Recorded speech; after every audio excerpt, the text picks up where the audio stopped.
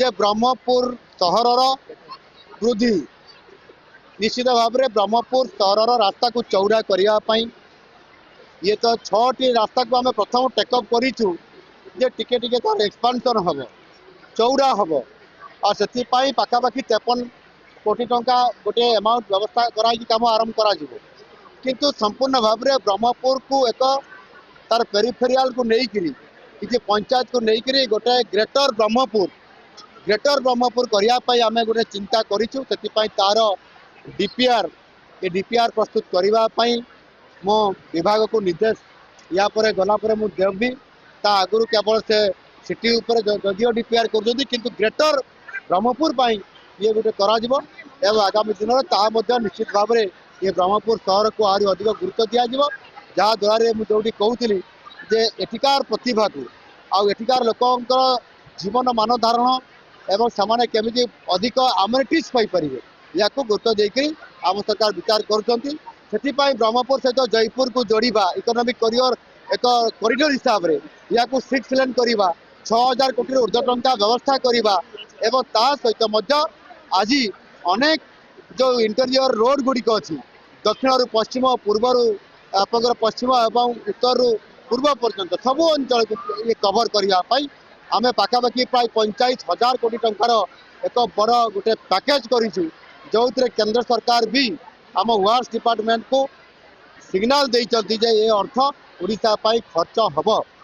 आले भित्तिभूमि क्षेत्र में ओडिशा निश्चित भाव में आगे जो थे कि शिल्पायन कहतु कि प्रति क्षेत्र में ओडिशा बहुत आगे रमर जो योजना अच्छी समृद्ध ओडिशा ता पूरण हो पार आज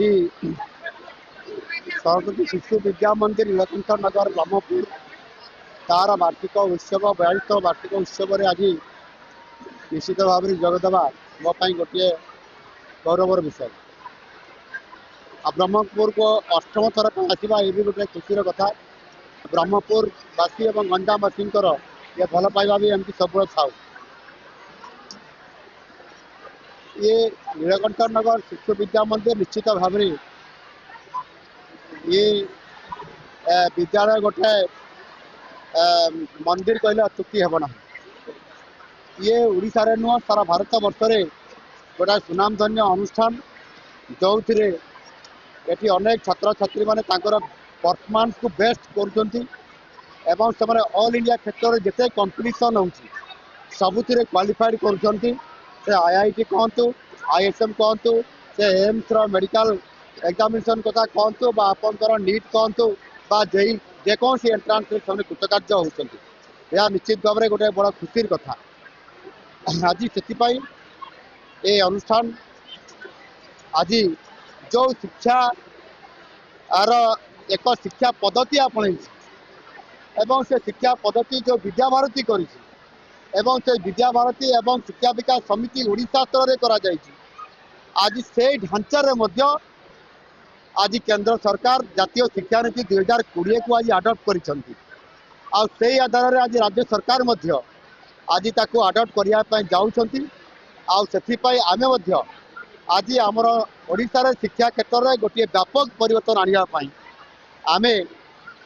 प्राथमिक विद्यालय को गोटे मॉडल आकार में प्रतिष्ठा करने आम ए तार शिक्षार तार कमती को ये क्वालिटी एजुकेशन हम इंफ्रास्ट्रक्चर डेवलप हो पार एवं से भल प्रशिक्षण प्राप्त टीचर पोस्टिंग हो पार यह आज गुरुत्व दौचु आगामी 3 वर्ष भितर 45,000 ट्रेनिंग प्राप्त शिक्षक रेगुलर पोस्टिंग हे से प्राथमिक स्तर शिक्षा व्यवस्था व्यापक भाव में परिवर्तन हम प्रत्येक पंचायत रे गोटे गोटे मॉडल स्कूल हिसाब से गोदावरी मिश्र आदर्श प्राथमिक विद्यालय प्रतिष्ठा हो या आधार करके आम पूरा शिक्षार गोटे ढांचा बदलने चेष्टा करुचु निश्चित भाव में करने ये सतत चेष्टा नुआ सरकार करुँच बजेट रे आम सर्वोच्च 31,000 पर्यंत व्यवस्था ये शिक्षा व्यवस्था रखीचु।